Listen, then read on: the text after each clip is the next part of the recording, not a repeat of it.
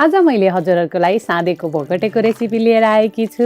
यो समयमा नेपालभरि नै भोगटे साँधेर खाने चलन छ, त्यही भएर पनि मैले यो रेसिपी लिएर आएकी हुँ। ल बनाउन सुरु गरौँ है त। यसलाई चाहिने सामग्रीहरूबाट सुरुमा हामीलाई 2टा भोगटे चाहिन्छ। हेर्नुहोस् त, मैले यहाँ 2टा भोगटे लिएकी छु। त्यसैगरी हामीलाई चाहिन्छ चिनी, तोरीको तेल, सुकेको खुर्सानी, यो चाहिँ अप्सनल हो। त्यसैगरी रातो धुलो खुर्सानी, मेथी। यहाँ चाहिँ हामीसँग